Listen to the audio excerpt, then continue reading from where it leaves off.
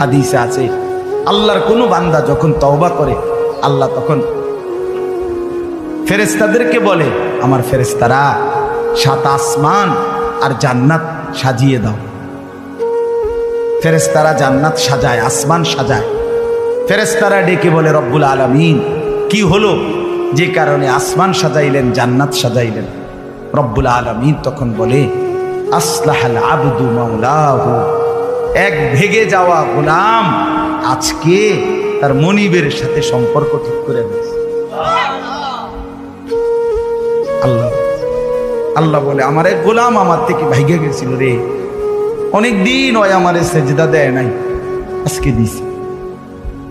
অনেকদিন সে আমারে ডাকে নাই, আমি খুব কষ্ট পাচ্ছিলাম। আমার বান্দা আমার হাতে গড়া, আমার দেওয়া নাক চোখ কান, আমার দেওয়া জবান, আমার দেওয়া জিহ্বা, আমার গড়া বান্দা আমারে ভুলে আমার থেকে ছুটে গেছে। আজ আমার সেই ভেগে যাওয়া বান্দা আমার কাছে ফিরে আসছে। লাল্লাহু আশাদ্দু ফারাহান বিতাওবাতি আবদি, নবী সাল্লাল্লাহু আলাইহি সাল্লাম বলেন, আল্লাহ তাআলা ভীষণ খুশি হয় বান্দা যখন তওবা করে। এজন্য যুবক ফিরে আসো, নওজোয়ান ফিরে আসো, নিজের ক্ষতি করো।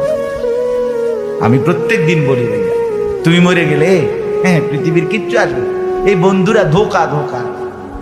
একটা ফোলা ফাইন, তুমি মরলে খানা বন্ধ করতে হবে, কসম খোদা তুমি লিখে দাও। তোমার একটা ফ্রেন্ড এক লগে যদি বইয়ে বইয়ে বিড়ি খায়, তোমার লগে গাঞ্জা খায়, ফুটটা খায়, বাবা খায়, মদখোর গাঁজাখোর, একসাথে বইয়া উলঙ্গ ছবি দেখো, ওই জানোয়ারে জিজ্ঞেস করো বলে, আমি মরলে আমার ঠ্যাংটা ভাঙলে তুই একবেলা খানা বন্ধ রাখবি না। কথা বুঝেন নাই? ধোকা ধোকা, এগুলো ধোকা। ওরা কেউ থামবে না। আরে আপন বাপ মরলে যে সন্তানরা দিনের বেলা দাফন কাফন করছে, তারা কি সেই সন্তানরা, আপন সন্তানরা রাতের বেলা ভাত খায় না? কথা বলেন না কেন? পাশের ঘর থেকে খানা রাইন্দা ইয়ে আরো বেশি খায়, আরো একটু গোস্ত লাও, যেই কান্দাটা তুমি কাঁদছো আজগা। কি ভাইয়া তাইলে তাহলে আপন বাপ, তারপরেও তো সন্তান খানা তোমার লেগে কাঁদবে কে? এর জন্য পৃথিবী আমাদের কারো জন্য থামবে না ভাইয়া, থামবে না।